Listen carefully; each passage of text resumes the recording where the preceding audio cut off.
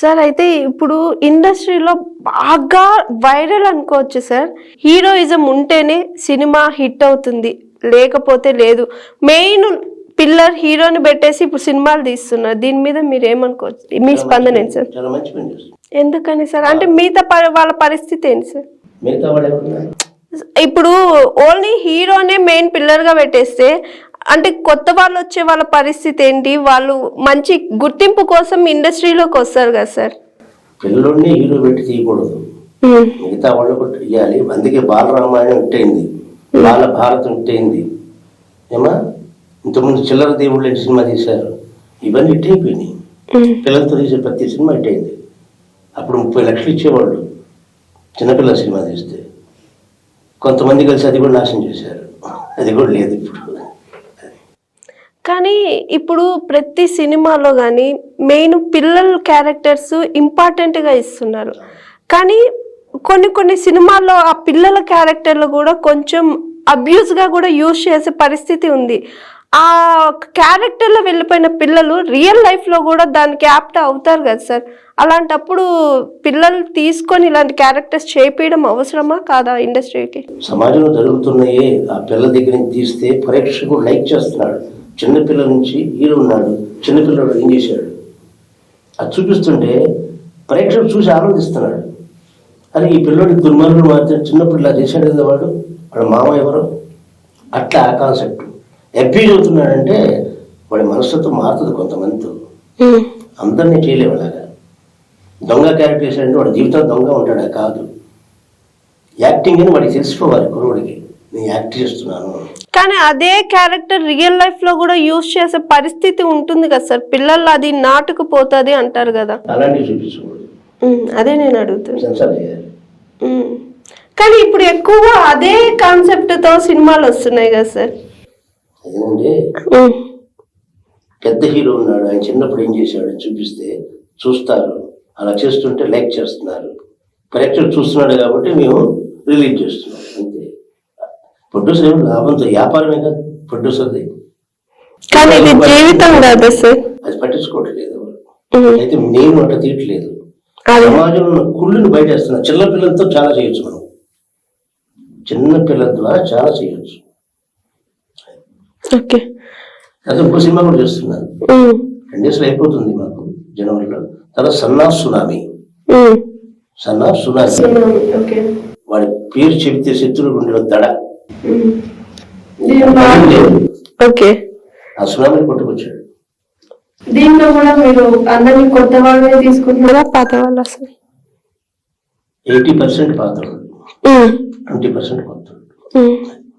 Okay sir, ఇప్పుడు ఇండస్ట్రీలో heroes heroines అది చిన్న బడ్జెట్ కి నేను చెప్పేది, చిన్న మూవీస్ కి ఎక్కువగా ఇండస్ట్రీలో కొత్త వాళ్ళని తీసుకుంటున్నారు. వాళ్ళ రావడం వల్ల ప్రొడ్యూసర్స్ కానీ డైరెక్టర్స్ కానీ ప్లస్ అవుతుందా మైనస్ అవుతుందా సార్? ఎందుకని అంటారు సార్? ఎందుకంటే రెమ్యూనరేషన్ తగ్గిపోతుంది. ఏదో కొద్ది గొప్ప ఇస్తారు. అయితే అతను డెవలప్ అవుతున్నాడు, నిర్మాత కూడా సేఫ్ అవుతున్నాడు. ఈ హీరోకి ఇచ్చే రెమ్యూనరేషన్ ఫైటింగ్ కి పెడతారు. ఫైట్లు బాగా ఉంటే సినిమాలో హిందీ వాళ్ళు కొంటున్నారు. పాటలు హిట్ అయినా ఫైట్లు హిట్ అయినా మిగతా పాటలు ఈజీగా అమ్ముడిపోతుంది. ఇప్పుడున్న చిన్న నిర్మాతలకి కోట్ల రూపాయలు అక్కర్లా, 1000 కోట్లు అక్కర్లా. తక్కువ బడ్జెట్తో మంచి సినిమా, పాటలు బాగుండాలి, ఫైట్స్ ఉండాలి, త్రూఅవుట్ సినిమా రిలీజ్ చేసుకోవచ్చు. ఇప్పుడు యాంజాన్ ఉంది, దాని గురించి తెలిసిన వాళ్ళు 99 ఇయర్స్ పెన్షన్ లాగా డబ్బులు వస్తానే ఉంటాయి. ఆ ప్రాసెస్ ఉంది చిన్న నిర్మాతలకి.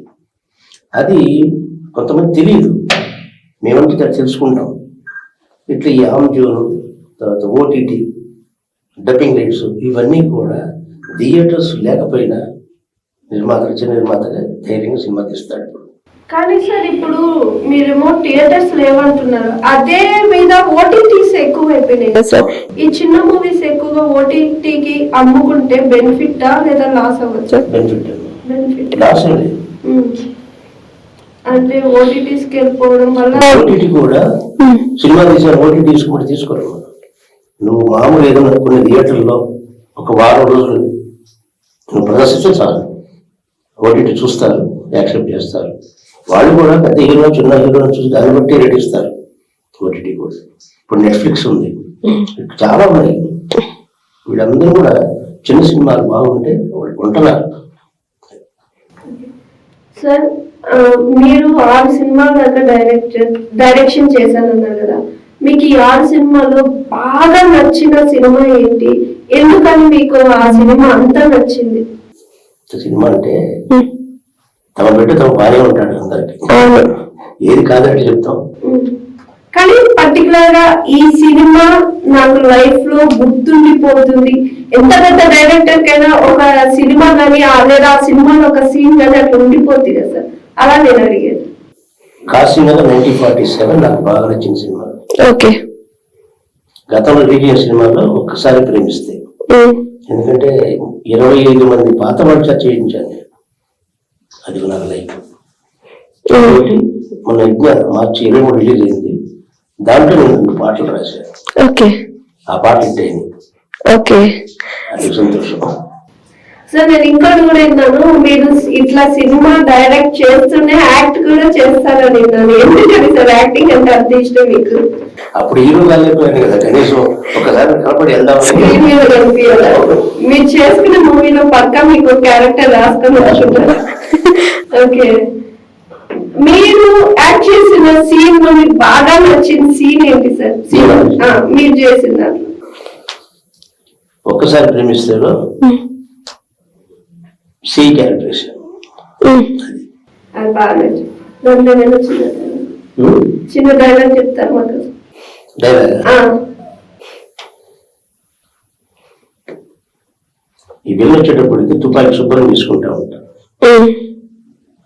ఆయన చాలాసేపు వినోద్ గారు చనిపోయాడు, ఇలా తుడుచుకుంటా ఉంటే సే నేను వచ్చి కూర్చుంది కూడా కనపడలేదా మీరా, చాలా రోజులుగా తుపాకి తుప్పి పట్టుంటేను శుభ్రం చేసుకుంటున్నా అంటే ఇది కలుస్తాను. సార్ అయితే ఇప్పుడు మీ సినీ ప్రస్థానం గురించి పక్కన పెట్టేసి మీ ప్రస్థానంకి వద్దాము. మీరు ఎక్కడ పుట్టారు, ఏం చదువుకున్నారు, సినిమా ఇండస్ట్రీలోకి ఎలా వచ్చారు, ఇదంతా మా కోసం. నేను పుట్టింది గుంటూరు, మా నాన్నగారికి నర్సాపురం. మా నాన్నగారు సబ్ ఇన్స్పెక్టర్, ఆయనతో పాటు చిరంజీవి గారి నాన్నగారు ఒకే పోలీస్ స్టేషన్ పనిచేశారు. గుంటూరులో ఏసీ కాలేజీలో డిగ్రీ తీసుకున్నా, ఆ తర్వాత నాటక రంగం, ఆ తర్వాత సినిమాలు. డిగ్రీ చదివి బిఏ చదివి అంటే మీరు రావడం అంటే మీరు చదువుకున్న తర్వాత రావడం ఇండస్ట్రీకి వచ్చారా, లేదా జాబ్ చేసుకుంటే ఇండస్ట్రీలోకి వచ్చారా? అంటే మార్కెటింగ్ చేశాను నేను, కాలేజీ బయటకు వచ్చిన తర్వాత ఇండియా మార్కెటింగ్ చేశాను. Hi, this is Swathi. Like చేయండి, షేర్ చేయండి, కమెంట్ చేయండి అండ్ సబ్స్క్రైబ్ చేయండి GR TV. Hi, this is Monica. Please like, share and subscribe GR TV.